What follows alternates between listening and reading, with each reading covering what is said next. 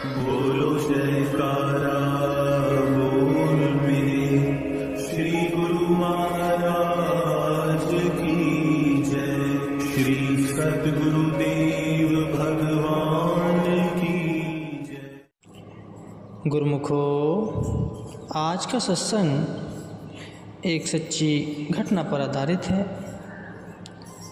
सभी गुरुमुख ध्यान से सुने। सहारनपुर में एक सेठ एक महात्मा जी के सत्संग में जाता था। जब भी महात्मा जी उसके भले के लिए उसे कोई धन की सेवा के लिए कहते तो वह टाल देता था। लाखों रुपए पास होते हुए भी उसने कभी एक पाई भी सत्य कार्य के लिए खर्च नहीं की। महात्मा जी के गुरु हरिद्वार में रहते थे और महात्मा जी के बार बार कहने पर भी वह कभी उनके दर्शन करने हरिद्वार नहीं गए। उसके रिश्तेदारों ने भी कहा कि गंगा स्नान कराओ और श्री गुरु महाराज जी के दर्शन भी कराओ, लेकिन उसने सबकी बात अनसुनी कर दी। मन की बात मन में ही रह गई। न प्रभु का सुमिरन किया, न किसी धार्मिक तीर्थ स्थान पर जाकर कोई सेवा की, परंतु मृत्यु ने उसे आ दबोचा। यही हाल उस सेठ का हुआ।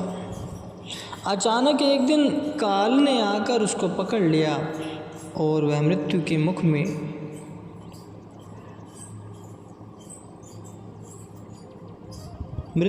में समा गया।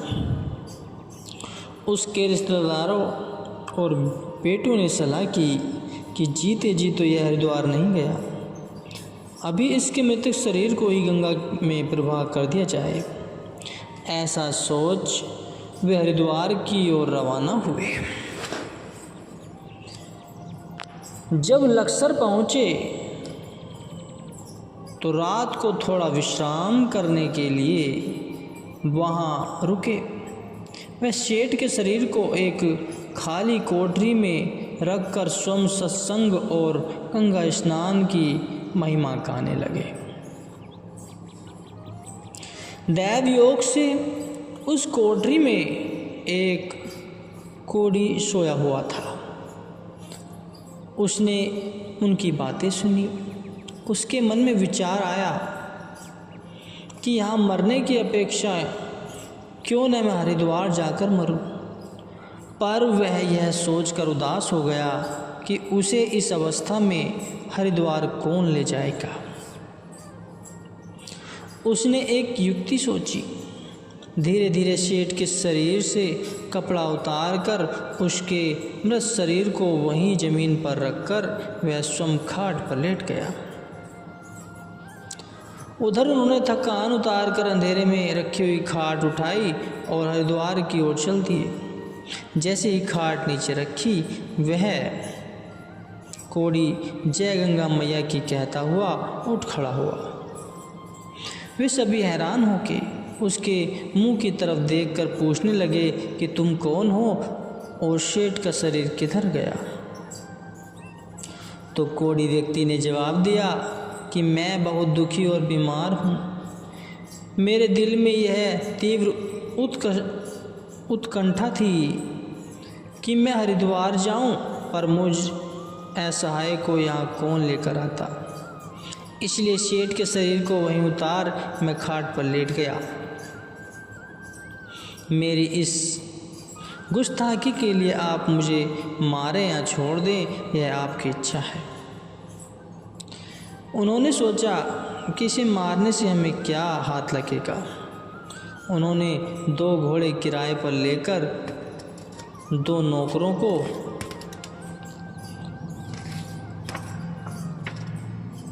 दे दिए और कहा कि आगे वाले घोड़े पर तुम बैठना और पीछे वाले घोड़े पर सेठ के शरीर को रखकर उस घोड़े को रस्सी से अपने वाले घोड़े के साथ बांध कर ले आना।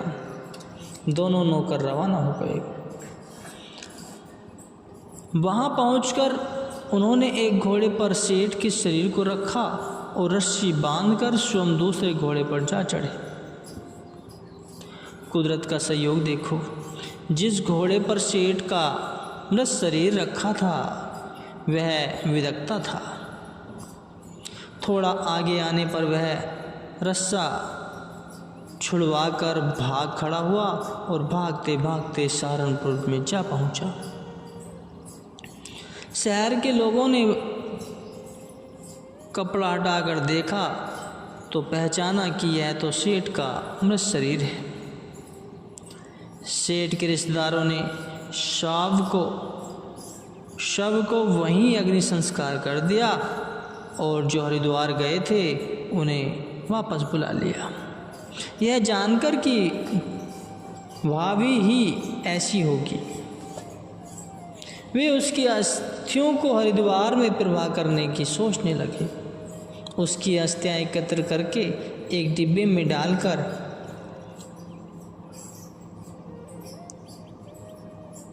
उसमें एक कीमती कपड़ा, एक अंगूठी और चांदी का रुपया रखकर खादी के कपड़े से सिलकर एक बूढ़े ब्राह्मण को सौंप दिया।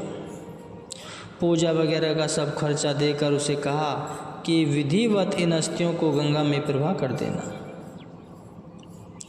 जैसे ही डिब्बा लेकर ब्राह्मण शहर से बाहर जंगल में आया तो उसे अचानक ख्याल आया कि मुझे जो दक्षिणा मिली है क्यों न उसे घर पर रखाऊं।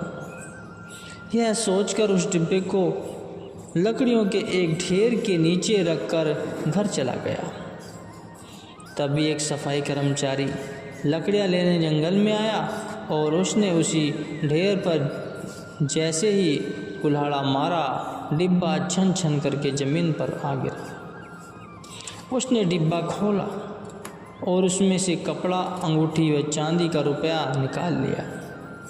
उन अस्थियों को वहीं गिराकर डिब्बा भी घर ले आया। ब्राह्मण घर से वापस आया तो वहाँ डिब्बा न पाकर सोच में पड़ गया। उसने विचार किया कि यदि वह जाकर सच्चाई प्रकट करता है तो अवश्य ही उसे उनके क्रोध का सामना करना पड़ेगा। इसलिए उसने जाकर झूठ ही कह दिया कि वह अस्थियां प्रभा कर आया। अभी 2 ही दिन बीते थे कि सफाई कर्मचारी उस कपड़े की कमीज सिलवाकर उसी सेठ के घर पहनकर सफाई करने के लिए जा पहुंचा। सेठ की बहू ने देखते ही ये कहा कि यह तो हमारा ही कपड़ा है। कर्मचारी ने सब सच बता दिया कि कैसे यह कपड़ा व अन्य चीज़ें उसे जंगल में मिली। उससे सब वृत्तांत सुनकर उन्होंने उस बूढ़े ब्राह्मण को बुलाया और उसे झूठ बोलने के लिए डांटने फटकारने लगे। तब ब्राह्मण ने कहा कि आप सोचो, जो 10 जवानों से भी हरिद्वार न पहुंच पाया वह एक मेरे बूढ़े ब्राह्मण द्वारा कैसे पहुंच सकता था। सच तो यह है कि प्रति एक प्राणी के विचार न केवल उसके जीवित रहने तक काम करते हैं, अपितु शरीर छोड़ने के बाद भी वे अपना प्रभाव दिखाते हैं। इसलिए किसी का कोई दोष नहीं। यह सब अपने विचारों की दृढ़ता का ही परिणाम है। शरीर छोड़ने के बाद अपने ख्यालों के अनुसार ही जीव की गति होती है।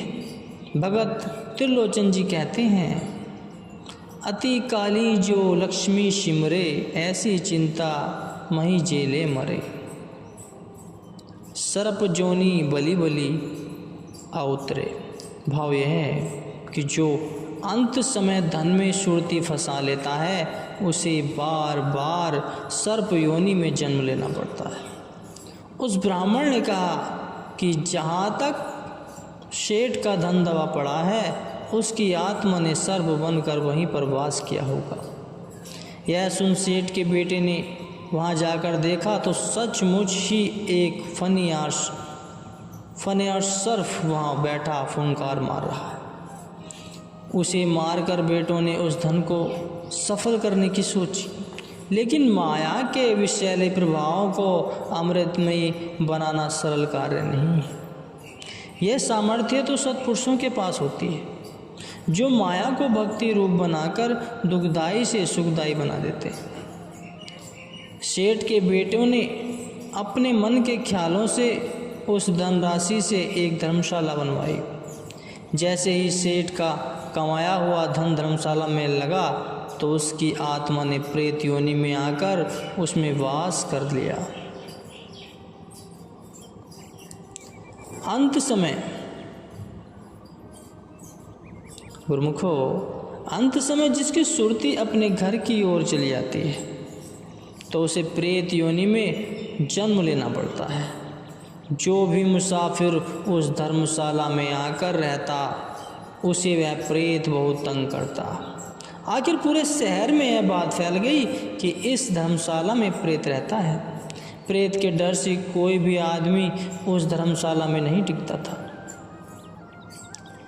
जो संतों का कहना नहीं मानते वे अपने कर्मों का हिसाब स्वयं देते हैं।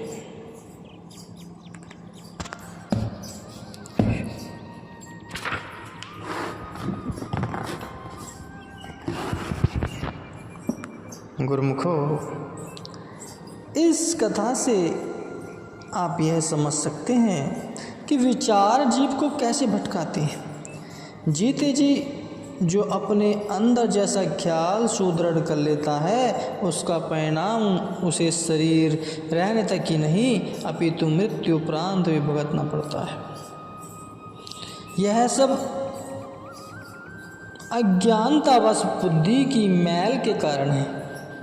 इसलिए इंसान को विचार करना चाहिए कि अज्ञानता का यह अंधकार कैसे दूर हो। इंसान को संसार में किस प्रकार रहना चाहिए। जैसे हम कपड़े पहनते हैं, स्वयं पर उस पर मिट्टी